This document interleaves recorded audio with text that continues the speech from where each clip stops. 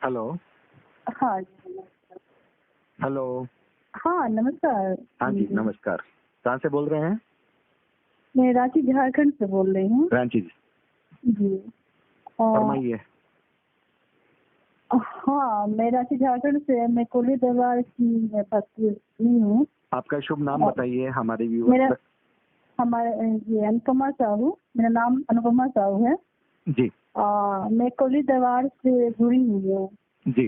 तो इसमें मतलब मैं कैसे शुरू करूँ ये नहीं, बातें अपनी बातें? आपका अनुभव क्या है? जैसे आप क्या कहना चाह रही हैं? आपको क्या लगता है कि वहाँ पर सब कुछ ठीक हो रहा है, या आपके मन में कोई सुझाव है जो आप देना चाहती हैं कि ये चीज़ अगर और हो जाए तो लोगों के लिए अच्छा हो? अच्छा होगा, ठीक ठीक है, मैं उसी बात पे आ रही। मेरी मतलब पितृ दोष की समस्या थी 4 पीढ़ियों से। जी। परिवार में कलह क्लेश नफ़रत मैं बहुत देख रही थी। तो हुँ। ज्योतिष विद्या के आने के बाद मैं अपने परिवार को समझ पाई कि कहाँ क्या कारण हो सकता है। तो हुँ। इसी का यूट्यूब में ही कोई दरबार के बारे में मुझे पता चला, और बहुत सारे मतलब जगहों पे समझने के बाद मुझे ये दरबार बिल्कुल ही साइंटिफिक लगी, बिल्कुल ही प्योर साइंटिफिक ये दरबार जो मेथड है जी। हवन प्रक्रिया। हाँ जी, लाइन कट गई थी। हाँ, कंटिन्यू। वो कट जा रही है। हाँ, ये कोई कहीं बात नहीं। से हुँ। हाँ, तो कह रही थी कि मैं इसी विश्वास के साथ दरबार में गई, और मुझे मतलब वहाँ पे कुछ तो अलौकिक शक्तियाँ तो हैं, तो मतलब परेशान या हैरान परेशान परिवारों की कहीं न कहीं मदद तो आती है। मैंने साक्षात महसूस किया। हुँ।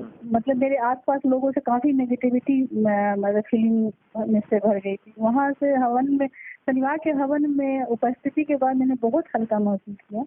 जी। वहाँ से आने के बाद सबसे बड़ा परिवर्तन ये देख रही थी कि जो बच्चे मतलब मेरे इतनी कद्र कर रहे थे, हुँ। वो अचानक ही स्टेशन पे आके उग्र हो जाते हैं मेरे ही प्रति।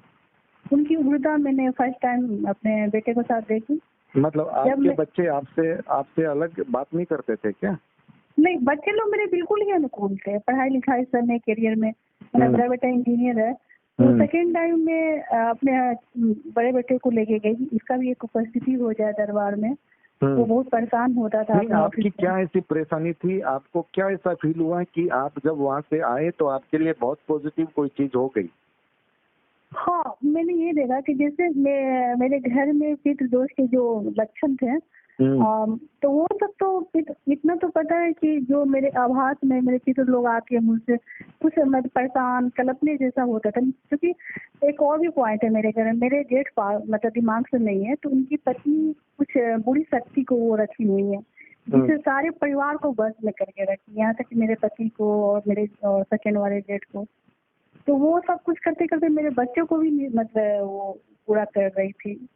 पता नहीं, बहुत अजीब उनके पास गंदी शक्ति है। तो उससे क्या बचाव हो गया आपका? नहीं, बचाव नहीं हुआ, वो और ज़्यादा उग्र हो गया है। ये इनकी वजह से 8 हवन और ये यंत्र स्थापना के बाद तो पितृलोक की तो मुक्ति है, ये इसकी आभास मुझे हो रही है। लेकिन बच्चों लोग पे बैकफायर हो रही है, मतलब जो में वो और ज़्यादा उग्र होके मेरे बच्चे का एक्सीडेंट हो जा रहा है, उसकी अपनी ये मरने ये तो फिर इंजीनियरिंग में है। आप उससे क्या समझते हैं? आप क्या समझते हैं? ये मतलब तो क्या कहा जाए? नहीं, आप एक समस्या समाधान के लिए गए, दूसरी समस्या हो गई, या इसमें ऐसा होता है? नहीं, ऐसा नहीं होता है। जैसे मेरे बच्चे लोग मेरे प्रति ही थोड़ी नेगेटिव हो जा रहे हैं, ये अवाक वाली बात है। तो मैं उनसे 8वां दूसरी समस्या में मिलने की भरसक कोशिश की, लेकिन मुझे जो लगा मैं वो मूल बात पे आ रही हूँ अब, कि वहाँ पे जैसे फर्स्ट टाइम गई थी तो गुरुजी बड़ी प्रेम से सब लोगों से मिलते थे, और जैसे-जैसे उस दरबार में भीड़, अत्यधिक भीड़, समस्या को तो कहीं पैर रखने की भी जगह नहीं, बहुत ज़्यादा भीड़ था, और मैं उनसे बार-बार मिलने की चेष्टा की, मैं मिल नहीं पा रही थी। और मुझे ये नहीं पता था, जानकारी में कोई देने वाला नहीं था कि 2100 का टोकन लेके मिला जा सकता है उनसे व्यक्तिगत तौर पे, मुझे जानकारी नहीं था। मतलब ये 2100 रुपए लगते हैं हर बार जब आप उनसे मिलना चाहते हैं तब? आप नहीं, सबसे बड़ी बात मैं मार्केबल मैंने क्या महसूस किया, जब मैं फरवरी की अवस्था में गई थी, 3 दिन मैं रुकी भी थी। नहीं, अभी मुझे वहाँ से एक व्यक्ति ने, जो उनके खास है, उन्होंने बताया कि लॉकडाउन की वजह से अभी 2100 रुपए हैं, पहले ऐसा नहीं था। नहीं, पहले भी था, फरवरी माह पहले की बात भी बता रही था। हूँ। पहले भी था सर, और हर समस्या को 200, 500, 1100 की टोकन लेनी होती है। तो 2100 व्यक्तिगत रूप से मिलने की बात हमारी जानकारी में नहीं है। जब मैंने हताश होके 3 दिन के बाद मेरे लिए असहनीय हो गया वहाँ पर ठहर पाना, तो मैं तब मुझे पता चला कि 2100 की टोकन लेनी होती है, तभी गुरुजी से आप अपनी पूरी बात कह पाओगे। तो मैं संतोष हो क्या कि चलो भाई मैं नेक्स्ट टाइम आऊंगी अपने बेटे को लेकर तो मैं ले लूंगी। तो लेकिन मैंने एक वीडियो भी देखी थी और मैंने वहाँ पर देखा कि पैसे वाले और पावर वाले लोगों का प्रभुत्व इस दरबार में बढ़ती जा रही है। अब गुरुजी ये आपने जो बात कही है, आपकी ये जो बात है बहुत काबिले गौर है, और मुझे विश्वास है कि अगर भदौरिया जी या उनके खास लोग अगर इस बात को सुन रहे हैं तो उन्हें गौर करना चाहिए कि आपके यहाँ जो लोग आ रहे हैं उनके मन में एक भावना ये क्यों आए कि आपके दरबार में पैसे और रुतबे वाले लोगों का प्रभुत्व बढ़ जाए, आम आदमी की भावना कहीं पीछे छूट जाए। जी, छूट रही है। मैंने मतलब ये बिल्कुल ही आप मतलब अपनी रियल बात मैंने जो महसूस की थी ना वो अब हो रही है, क्योंकि इस तरह से पंगाबाजी होना इतनी दिव्य शक्तियों के बीच में ये बहुत ही निराशाजनक स्थिति है हैरान परेशान व्यक्तियों के लिए। अब ऐसे मेरा भी जानते हैं, मेरा भी एक मानना रहा है कोई भी दिव्य शक्ति या दरबार हो वो जन कल्याण के लिए होता है। ईश्वर ने जन कल्याण की वो शक्तियाँ दी रहती है, लेकिन जब कोई व्यक्ति वही लौकिक अभिलाषा में जब वो भूल जाते हैं तो वो शक्तियाँ भी छीन होती है।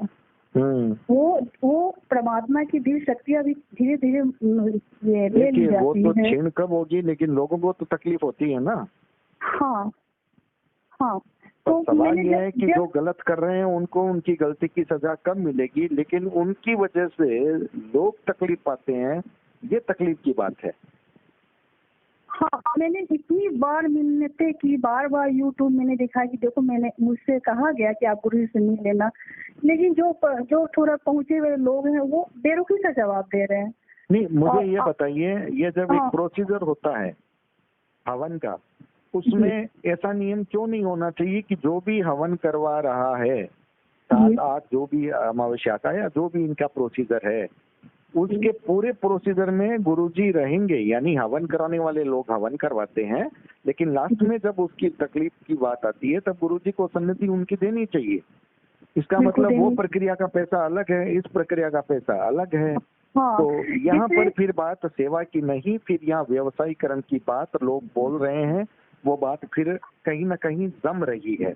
व्यवस्थाओं ये हाथ चली जा रही है पैसे मतलब लौकिक अपेक्षा बहुत ज्यादा दरबार की बढ़ रही है। जैसे बड़े बड़े मतलब लोग पहुंच रहे हैं उनकी बहुत जल्दी सुन ली जाती है, क्योंकि उनको पता है साइड से भी, जबकि गुरुजी बार बार बोलते हैं जो कुछ भी है आर या पार है, कहीं से कोई दो रास्ता नहीं है हवन या नमन। लेकिन दूसरी रास्ता भी है।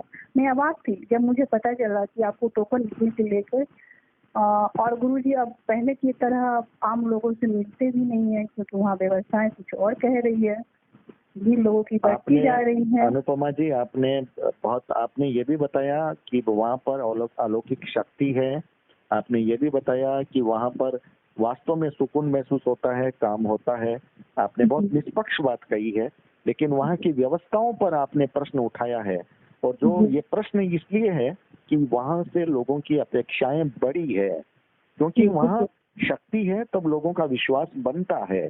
लेकिन पैसा अगर बीच में इस रूप में आ जाए तो फिर कहीं न कहीं लोगों का भरोसा टूटता है, लोगों के सवाल खड़े होते हैं, और वही सवाल आपका है, और आपके सवाल को हम पहुंचाएंगे, और मुझे विश्वास है कि जहां पहुंचना चाहिए वहां भी पहुंचेगा, और हम ये आशा करते हैं कि जो उचित सुधार उन्हें करना होगा वो करेंगे ताकि लोगों का भला हो। बिल्कुल। बस मेरा यही है कि आपसे बात करनी चाहिए, ताकि जो आम इतने हैरान परेशान परिवार लोग पहुंचते हैं, हमने बहुत से लोगों से इस दरबार में बातचीत की हुई है, और मैं इस दरबार की सलाह ही बहुत लोगों को दे रखी हूँ कि आप वहाँ जाओ। इतनी बड़ी बात है, आप लोगों को भेजते हैं, लोगों को बोल करके भेजते हैं, ये आपका विश्वास है, लेकिन जब आपके मन में ये तकलीफ होती है कि वहाँ पर अगर समस्या के समाधान के लिए जाना हो तो फिर एक टोकन की दरकार होती है, और वो भी 2100 रुपए के टोकन की दरकार है। और इतनी प्रक्रियाओं से गुजरने के बाद अगर किसी की पॉकेट में रुपया नहीं है तो फिर वो गुरुजी से नहीं मिल सकता। हाँ बिल्कुल, ये तकलीफ की बात है। ये एक तकलीफ की बात है। बिल्कुल। जिनके हाँ जो पैसे वाले हैं तो वो तो अपनी तो अप्रोच कर ले रहे हैं, लेकिन जो इतनी कठिनाई मैं बता नहीं सकती। मैं कि 5 दफा मैं दरबार में गई हूँ। आपने अगर मेरे वीडियो देखे हैं तो यहाँ पर आज ही एक नीलेश अग्रवाल जी हैं, उनका हमने एक वीडियो डाला है, जो करौली सरकार के नियम कायदे कानून को बहुत अच्छे से जानते हैं। उन्होंने बहुत अच्छे से कल बात भी रखी थी और बड़ी विनम्रता के साथ, स्पष्टता के साथ उन्होंने कुछ बातें रखी थी, जिसमें उन्होंने ये भी कहा था कि 2100 रुपए अभी लॉकडाउन में भीड़ ना हो या फिल्ट्रेशन करने के लिए इस रूप में है। तो कहीं ना, और एक बात आपसे ये भी निवेदन कर दूं, जो सुन रहे हैं वो उनको भी निवेदन कर दूं, अगर आपको करौली सरकार के दरबार के बारे में कुछ नियम कायदे कानून या आपकी कोई भी समस्या सुझाव अगर कुछ है, आप नीलेश जी तक पहुंचा सकते हैं।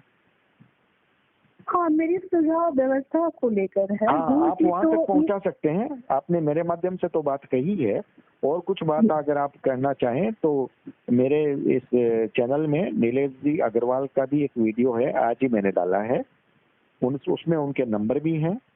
आप अपनी बात को रखिए, कहिए, फिर भी अगर बात नहीं होती है तो फिर आप हमसे भी कहिए, क्योंकि हम फिर बात को उठाएंगे।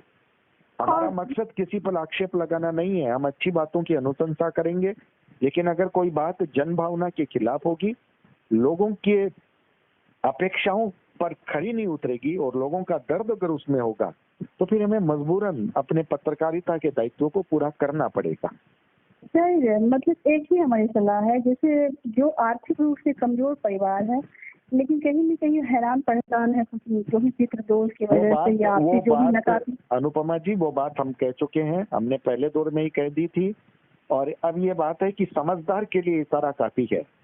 अगर किसी को समझना हो तो वो एक इशारे में समझेगा, और किसी को नहीं समझना हो तो आप एक बात को 50 बार भी बोल देंगे, वो नहीं समझेगा।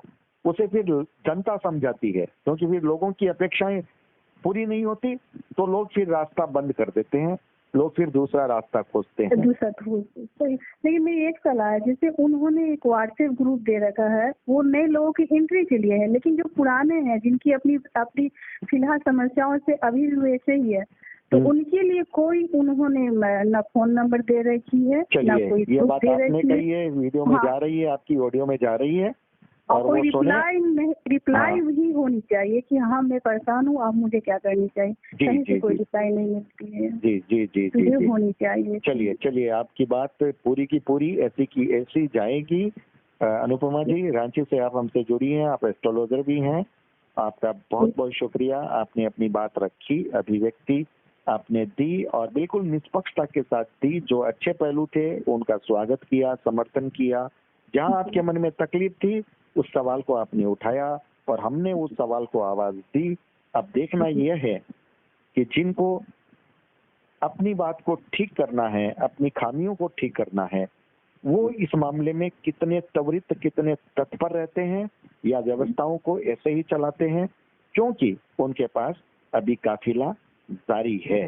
लेकिन ये काफिला कितने दिन तक रहेगा? अगर लोग असंतोष होते रहेंगे, लोगों के मन टूटते रहेंगे, तो फिर ये काफिला कितने दिन चलेगा?